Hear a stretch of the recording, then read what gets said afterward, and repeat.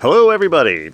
In today's video, we're going to be unboxing our new G-Scale USA Trains Bangor and Aroostook steel boxcar. We purchased this up at Charles Road just the other day, and yeah, we're excited to unbox it and take a look at it. So let's get to unboxing.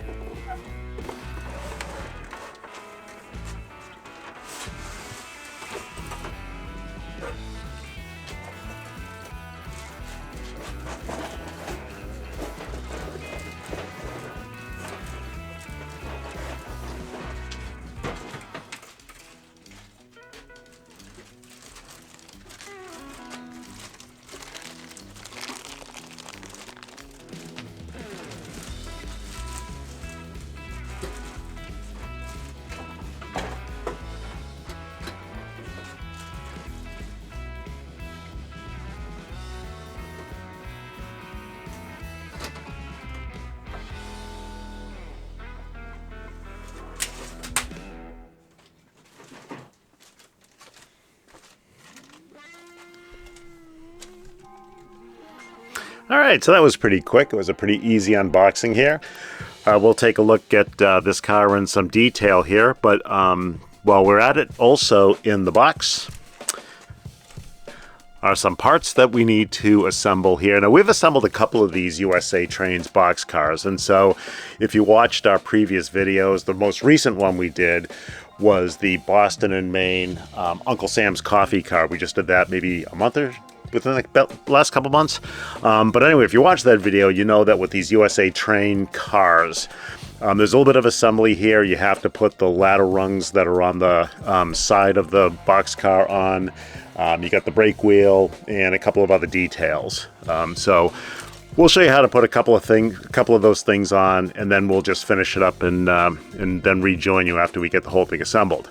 The other thing is that these box cars come with hook and loop couplers, but USA Trains also includes a couple of knuckle couplers too that you can switch them out just in case you like the knuckle coupler look versus the hook and loop coupler.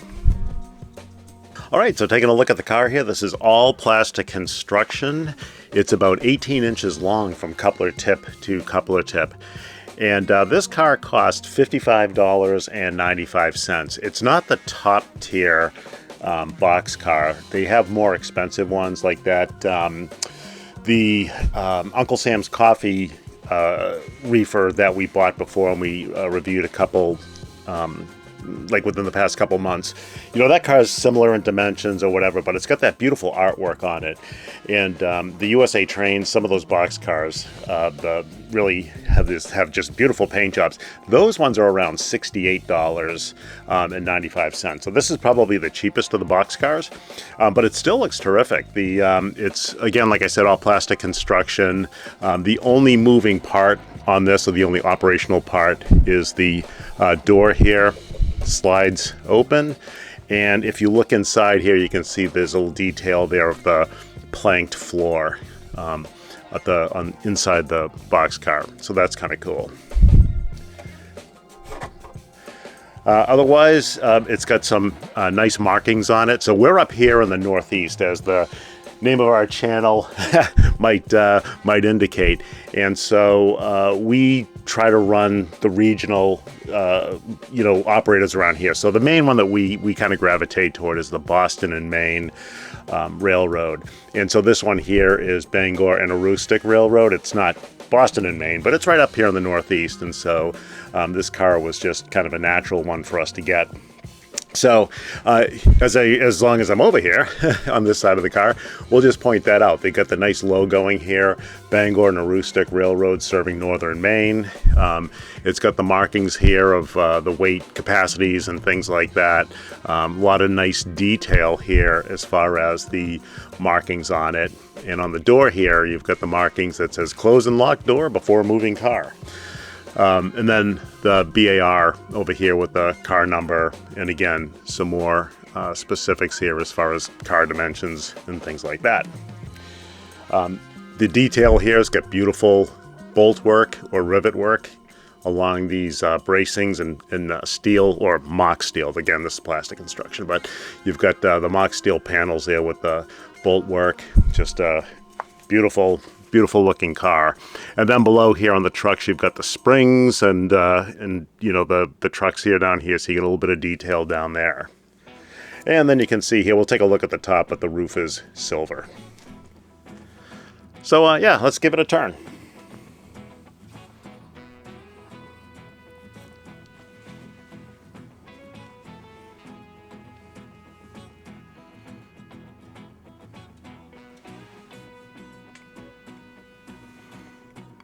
All right, looking at the end here, you'll see here that get some nice detail here. Again, you've got the car number there in a little tiny print, and then some other specifics here: K2 triple, number 2 brake beams, and a 10x12 dirt collector.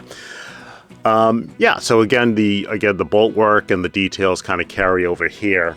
Now, one thing I want you to notice is that we've got the little holes here. Those little black holes are where we'll have to assemble the rungs of you know, the ladders that go up the ends and the sides. And then this little thing here will hold the brake wheel pole there and the brake wheel at the top. And we'll put that together and we'll show you what it looks like after it's all assembled. But yeah, there's a shot from the end. Nice hook and loop coupler there. So let's continue to turn.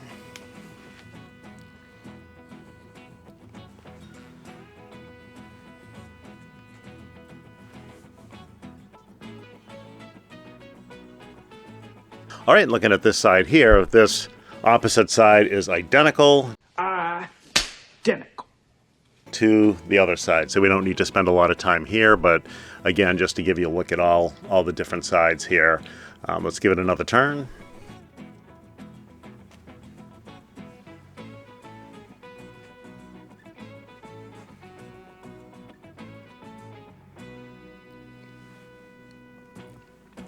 And this end here is almost identical to the opposite end. The only difference here is that you don't have the brake pole or the brake wheel assembly here. That's only the brake wheel is only on one end of it. So this is the opposite end. It doesn't have a brake wheel, but you'll notice here again the little holes there ready to, you know, ready for the assembly of the ladders on the sides and the ends of the car. So let's bring it around full circle.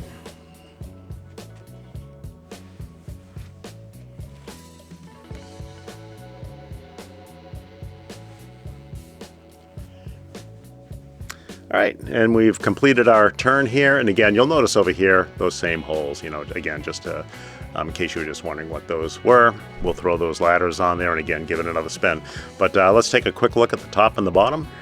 And here's a shot of the top side here. You've got this nice panel work up here with the ribbing at the top, and then the kind of the mock wood plank walkway down the center, and then the little access walkways from the ladders there. And again, a little bit of assembly up here. You see those little holes there that we'll have to put some, you know, handholds on, plastic handholds, fake handholds. But yeah, there's a look at the top.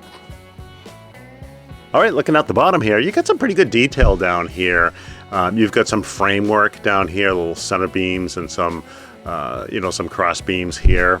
And then you've got that wood planking detail stamped into the plastic that carries underneath. You've got lots of nice mechanics here. You've got, you know, kind of the braking mechanics, some either air tanks or vacuum tanks and so forth. So yeah, a fair amount of detail. It's all plastic construction, including the wheels.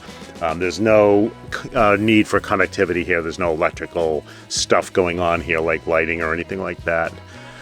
But yeah, just to give you a look at the bottom, a lot of access screws here in case you need to dismantle stuff and replace or whatever the case may be. But yeah, there's a look at the bottom. Oh, and then you've got the manufacturer stamping here. I don't know if you'll be able to catch it, but it says Charles Rowe Manufacturing Company. Charles Rowe makes the USA Trains line. So, and it's all done up in Malden, Massachusetts. Okay, so like we mentioned earlier, there is very minimal assembly here. It's mostly, like I said, just the ladders and those brake wheel and shaft and little platforms for the brake. So let's show you those real quick, and then we'll pop one sample of each thing in, and then we'll finish the rest off camera and we'll bring it back when we've got it all assembled.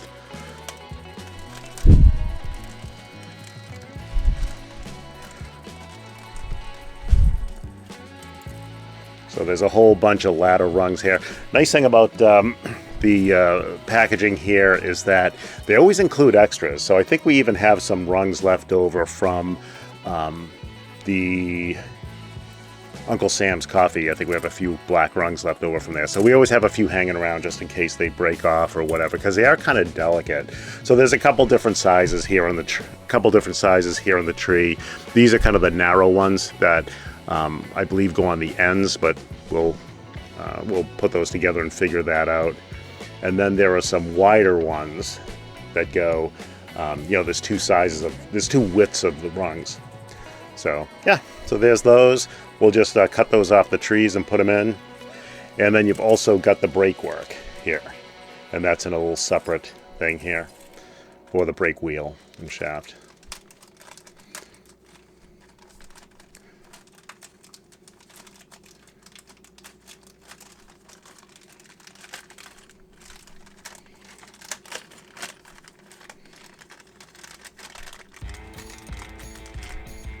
So it comes with a little brass pole.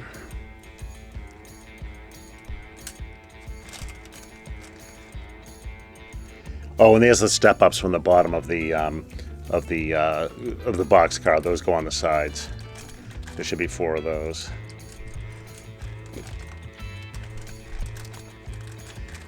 And then you got a little platform there. That little platform can be a little delicate. There's a couple of very thin plastic parts there, so when you push them into the ends of the car, you got to be really careful with those. And then finally, you get the little brake wheel. All right.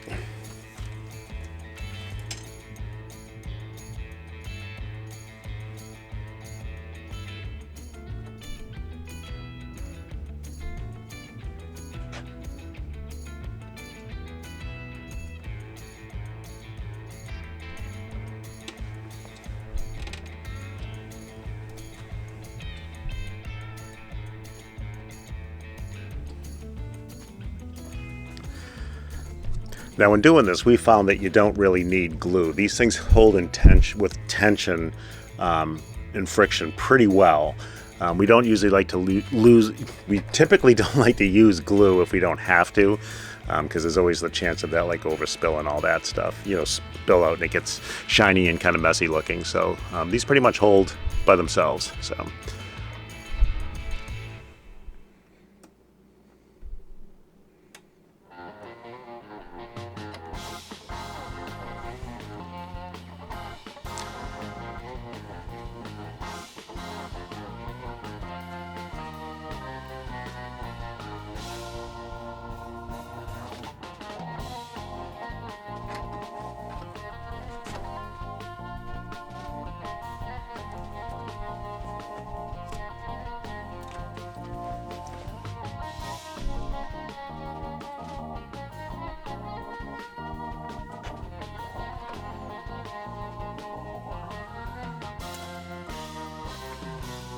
And they can be a little finicky, so you got to kind of be careful. And it's kind of a good thing they come with extras, because sometimes as you're pressing them in, you might break the little nub off that sticks into the car. But there you go. There's 3 examples of putting them in. So we'll finish them up off camera, and we'll come back when we're all done. Okay, so here it is, fully assembled with all the ladder work and the brake work put on.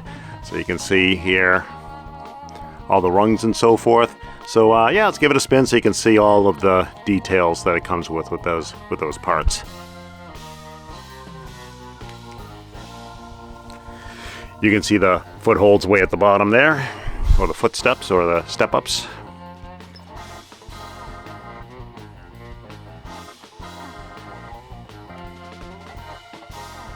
And like I said, those railings or those handholds just press right in, and no glue.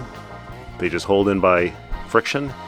And yeah, we've got a few of these box cars assembled the same way, and we've never lost a part on them in the couple of years we've been running our railroad.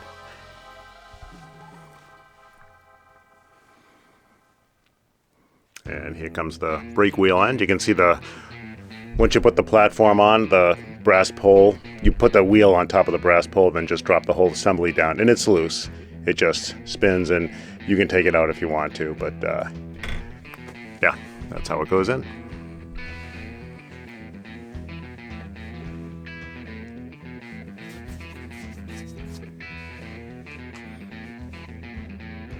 For the price point, these are really, I think, really nice looking pieces of rolling stock. Okay, so real quick while we're on the Bangor and Aroostook topic here. So this is a different car that we bought about a year and a half ago. It's really kind of it's almost the same thing, not quite. It's got a little different door mechanism here than the one we just put together. And it's got a little bit of a different logo here on the side, and then it says in big block letters here, Bangor and Aroostook. And this car is 4576. And so we bought this a year and a half ago, and USA Trains or Charles Rowe, they have two kind of like this. They're the red with the silver roof, Bangor and Aroostook. So we bought this. We knew they had the one that we just assembled. And so when we went up to Charles Rowe just a few days ago, we saw it and we're like, let's get the other car that goes along with it. So now we have the two red Bangor and Aroostook boxcars to run with our railroad. Okay, so here they are together. The Bangor and Aroostook boxcar that we bought about a year and a half ago, and the one we just bought up at Charles Rowe. So now we have the pair of red Bangor and Aroostook boxcars, steel-sided boxcars. So why don't we grab our USA Trains S4 Boston and Maine switcher and our Boston and Maine caboose and take our two boxcars out for a run on the Garden Railway.